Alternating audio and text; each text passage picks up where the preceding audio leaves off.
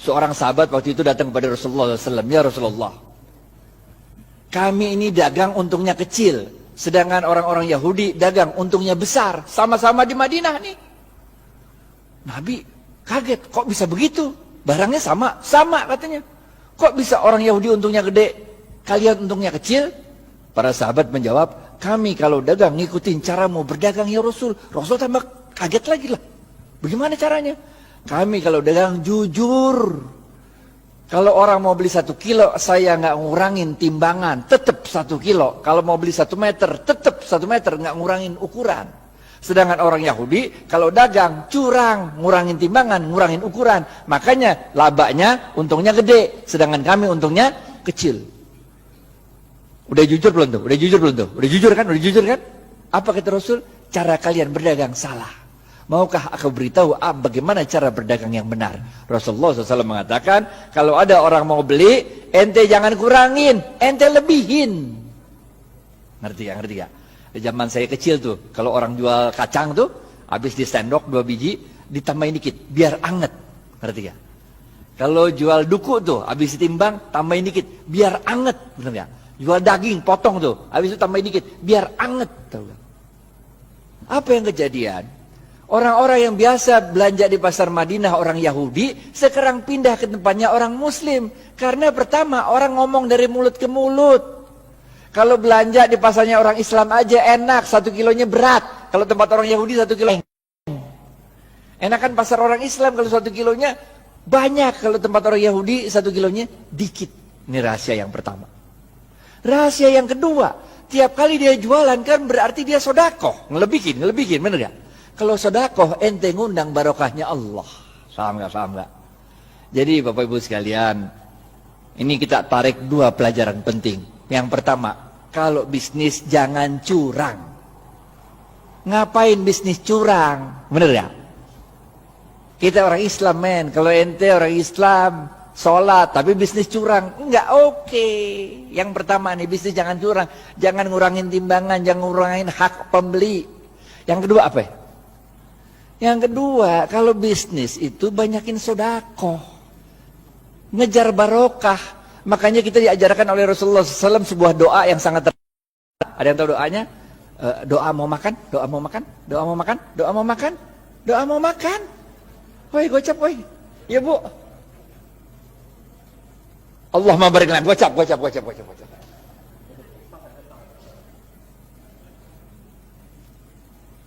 Makanya kita diajarkan oleh Rasulullah SAW, Allahumma barik lana fima rozaqtana wa qina azabannar. Wahai Allah, berkahilah seluruh rezeki yang Engkau berikan pada kami dan jauhkan kami dari siksa api neraka. Ini doanya begini nih. Paham gak? Jadi kalau bisnis mau sukses, pertama ente kudu jujur. Tapi jujur aja kagak cukup, kita juga harus cerdas, harus fatonah, harus tabligh, benar ya? Ente jujur tapi bego, ya udah, ente selamat dunia tapi ente senep. Ente harus jujur, cerdas, dan jangan lupa apa? Cari barokahnya Allah. Karena Rasulullah SAW mengatakan dalam sebuah hadis, bapak-bapak nggak ada yang nunjuk nih, gocap.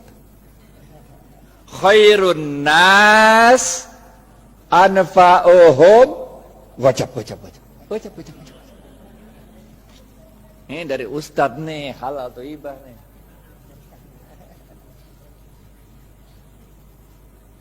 Paham ya? Yang pertama nih, kudu jujur, siddiq, amanah. Siddiq jujur kepada Allah. Kalau Allah bilang haram, tinggalin aja dah. Amanah, itu kalau dikasih kepercayaan sama orang jangan dirusak, pegang baik-baik, benar gak? Selain jujur, kita juga harus cerdas dalam membaca situasi, fatonah, cerdas dalam menyampaikan sesuatu, tabligh. Kagak cukup yang ini doa. Yang ketiga, benar gak? Jujur, cerdas. Yang ketiga, cari barokahnya Allah. Khairun nas anfa'uhum linnas. Sebaik-baik manusia adalah yang paling banyak memberi manfaat bagi manusia lain. Ngapain kayak sendirian, nggak asik walaupun halal. Ngerti gak? Nggak asik kaya halal tapi nggak nyebarin barokah, nggak asik. Orang bilang dia kaya tapi pelit, bener gak? Yang keempat, terakhir nih, habis nih. Oke, yang terakhir, keempat. Jangan lupa Rasulullah SAW bersabda, man lam yashkurin nas. Susah ya? Pilihan berganda. A, man lam yashkurin nas lam yashkurillah. B, man lam A atau B? A.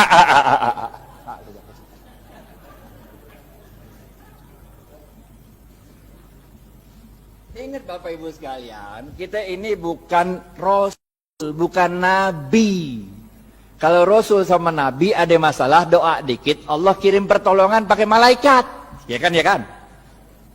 Nabi Musa, depan laut, belakang Fir'aun. Masalah kan?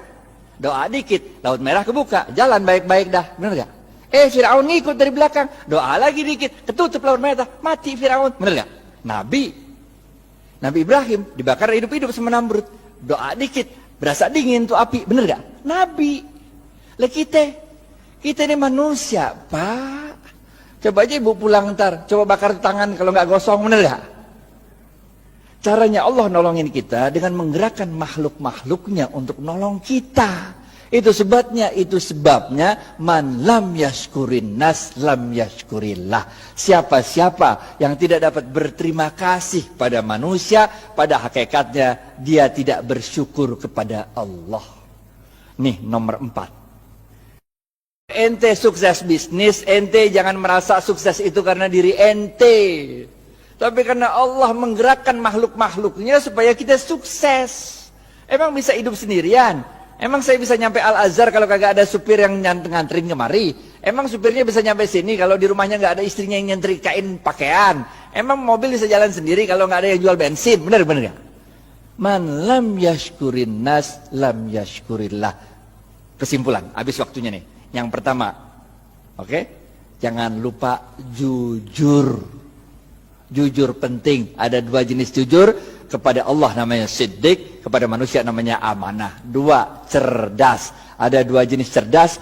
Yang pertama, fatonah, faham memahami situasi. Yang kedua, tabligh, pandai untuk meyakinkan orang lain. Yang ketiga apa? Khairun nas anfa'uhum linnas. Bisnis itu jangan cuma mau cari untung, tapi bisnis itu harus memberikan manfaat banyak-banyaknya orang. Benar gak? Yang keempat, jangan kita yang merasa bangga kesuksesan bisnis itu karena kita doang. Kita harus terima kasih sama orang-orang lain. Karena man lam yashkurin nas lam yashkurillah. Siapa-siapa yang tidak dapat berterima kasih pada manusia, pada hakikatnya dia tidak dapat bersyukur kepada Allah. Maka dalam tempo yang singkat, dominasi ekonomi Yahudi di kota Madinah dapat dipatahkan oleh kaum muslimin. Bagaimana dengan kita di Indonesia? Nanti kita serahkan ke Khalil Ridwan untuk yang membahas. Pokoknya nggak usah nunggu kita sempurna dah. Yang bisa jalanin gitu aja dah. Karena kaidah fikihnya berbunyi, ma la yudraku kulluhu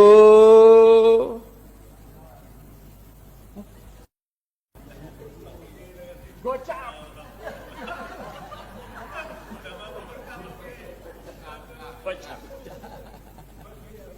Ma la yudraku kulluhu la yudraku kulluh. Kalau engkau tidak dapat melakukan kebaikan itu 100%, jangan engkau tinggalkan kebaikan itu 100%. Jangan nunggu sempurna baru kita lakukan. Lakuin dulu. Nggak usah nunggu tajwid, makhraj sama tahsinnya benar. Nggak usah. Sholat aja sholat. Nggak usah nunggu kita sempurna baru kita jalan. Nggak usah. Jalanin aja dulu dah. Karena dalam sebuah hadis qudsi Allah mengatakan, amalkan apa yang engkau ketahui, niscaya akan aku beritahu apa yang tidak engkau ketahui. Jalanin aja. Jalanin. Karena barokah fil harokah. Barokah itu adanya dalam harokah, dalam pergerakan.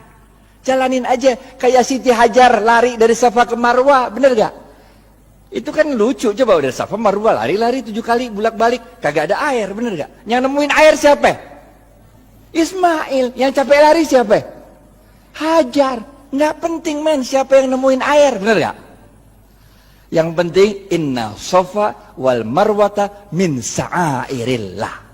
dicatat sama Allah. Usahanya Hajar itu dicatat sebagai min sa'airillah, tanda-tanda kebesaran Allah. Nggak penting kalau kita usaha tuh, bahwa kehebatan usaha kita itu dinikmati oleh kita, nggak penting. Bahkan ketika besok pun mau kiamat, kalau punya bibit lu tanam. Ngerti ya? Terima kasih banyak. Billahi taufiq wal hidayah. Assalamualaikum warahmatullahi wabarakatuh.